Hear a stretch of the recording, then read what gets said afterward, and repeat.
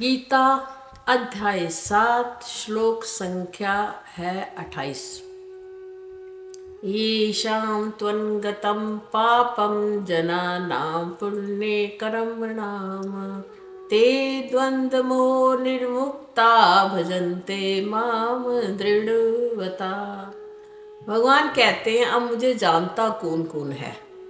पहले तो कहा कौन से व्यक्ति मुझे नहीं जानते, अब कह रहे हैं कौन सा व्यक्ति मुझे जान जाता है, जिसकी ये शाम जिनकी त्वन अंतगतम पापम, जिनके पापों का अंत हो जाता है, जिसने अपने सारे पापों का भोग कर लिया है। जना नाम मतलब लोगों, जिन लोगों ने अपने सारे पापों का क्या है समाप्ति कर लिया। पुण्य कर्म नाम, किससे पुण्य कार्य कर करके अपने जिनके सारे पाप, ये शाम मैंने जिनके सारे पाप नाश हो गए हैं।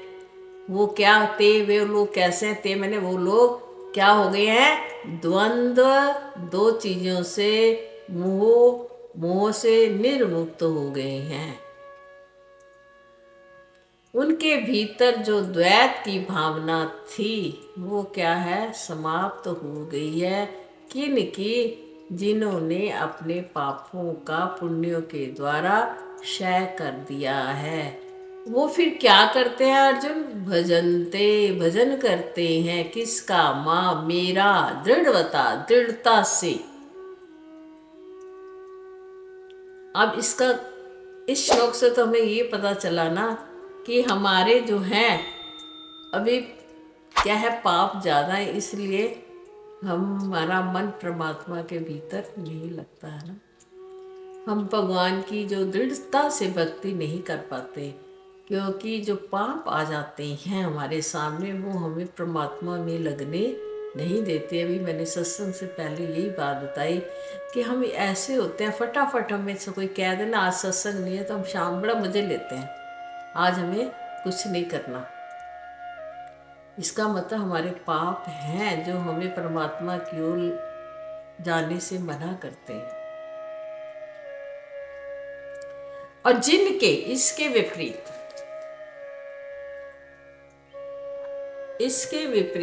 जिन्होंने पुण्य अपना बहुत इकट्ठा कर लिया है, जैसे जैसे पुण्य कर्म होते हैं वैसे वैसे जो पाप होता है क्षीण होता जाता है। यानी अच्छा कर्म बुरे कर्म को काट देता है। यानी कि हमारी अगर पाप की गठरी भरी हुई हो, है ना, तो उसको हमने समाप्त करना हो। जितनी गठरी में कपड़े हैं या सामान है, एक तरफ पाप है एक तरफ पुण्य है, दो गठरी क्या है। तो पाप की गठरी को खत्म करना हो तो हमें क्या करना होगा, एक गठरी में मान लो 100 कुर्ते रखे हैं, एक में 100 रखे हैं, एक में हमारा पाप के 100 रखे हैं, एक हमने अभी खोले नहीं है, है ना, ऐसे ही है, हमने उसका कोई उसमें नहीं है। अगर हम रोज एक कुर्ता किसी को दान कर देवें तो जो उधर का एक कुर्ता अपने आप घटता जाएगा। ये मैं एक साधारण सा एग्जाम्पल दे रही हूँ।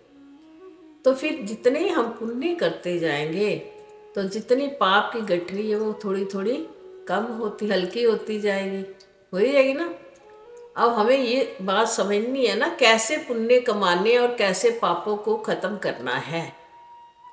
मान लो हम पिछले जन्म में बड़े पापी थे, अपीचे सो पापी। भगवान ने कहा ना, मेरा पापी से पापी भी अगर मेरा भजन करता है, मैं उसको सुकृत कर्म करता है तो मैं उसको फल देता हूँ अच्छा। पापी से पापी भी, अभी चेसो दुराचारो भजते माम, जो मेरा भजन करते हैं, सम्यक व्यवस्था उसकी जीवन में अपनी जिसने बना रखी है, तो उसके धीरे धीरे पाप जो होते हैं उन व्यक्तियों के नाश होते रहते हैं। तो वो क्या हो जाते हैं, पाप से मुक्त हो जाते हैं।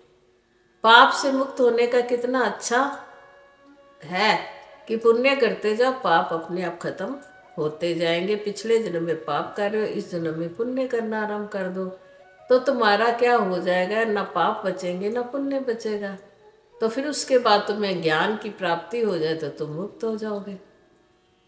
अगर खाली पिछले जन्म के पाप नहीं है और इस जन्म में सिर्फ पुण्य ही करते जाओगे, ज्ञान की प्राप्ति नहीं करोगे, तो पुनः उस पुण्य को भोगने के लिए कहाँ जाना पड़ेगा? ऊंचे लोक में जाना पड़ेगा। बात ये है ना। तो फिर जाना तो पड़ेगा ना, फिर जाकर वहां पे हम कुछ कर नहीं सकते, सिर्फ भोग सकते हैं।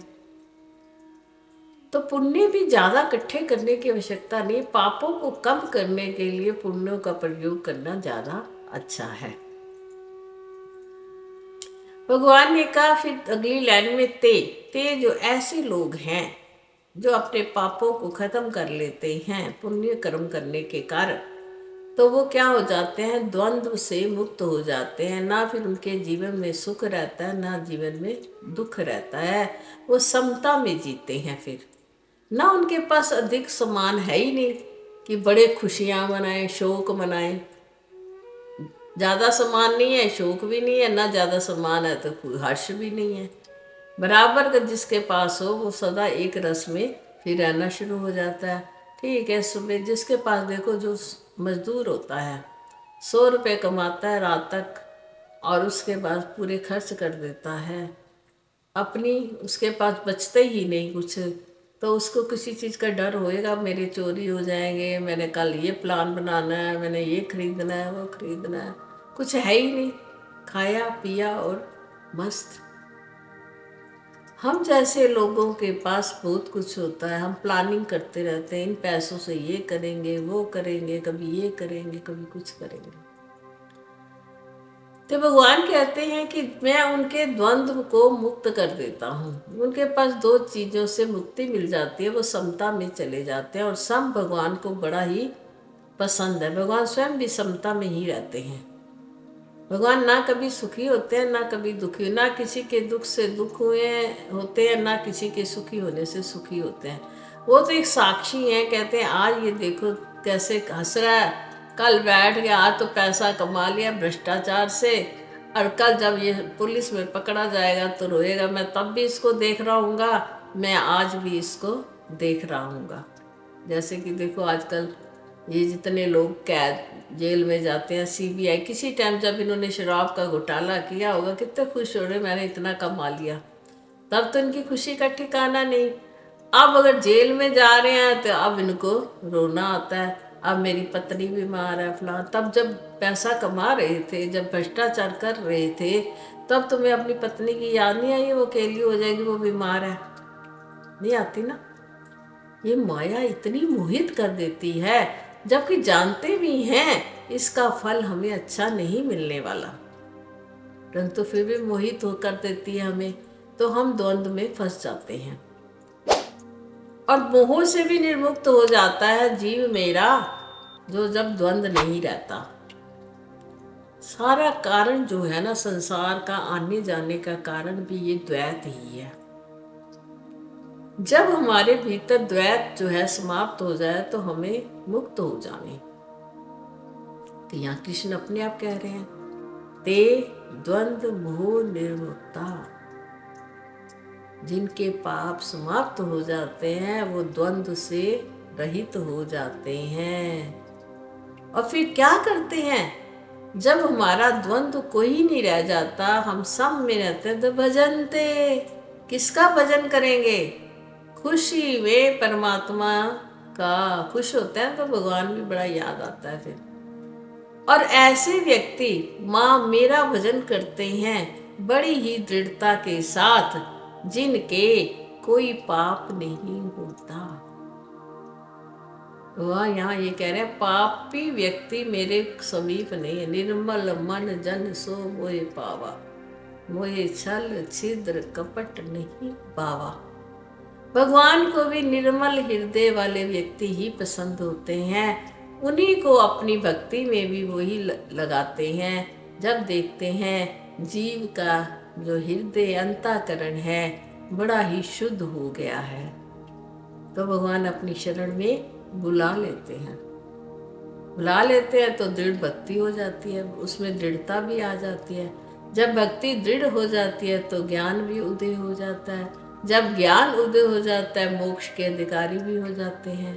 और मोक्ष के अधिकारी हो जाते हैं तो परमात्मा से मिलन भी हो जाता है। जहाँ से बूंद निकली थी उसी सागर में जाकर मिल भी जाती है। बीच में सागर में क्यों नहीं मिलती बूंदें, नदियाँ, झरने जो हैं, क्योंकि उनकी गति कभी इधर है कभी उधर है। हमारा भी संसार में यही हाल है। कभी हम किस चीज़ के पीछे भाग रहे हैं, कभी हम किस चीज़ के भाग रहे हैं। हमारे को शांति है ही नहीं। इतना भी दिया भगवान ने, शुक्राना है ही नहीं। हे प्रभु जी, आपका शुक्र है, मैं इतना भी अधिकारी नहीं था जितना आपने मुझे दे दिया।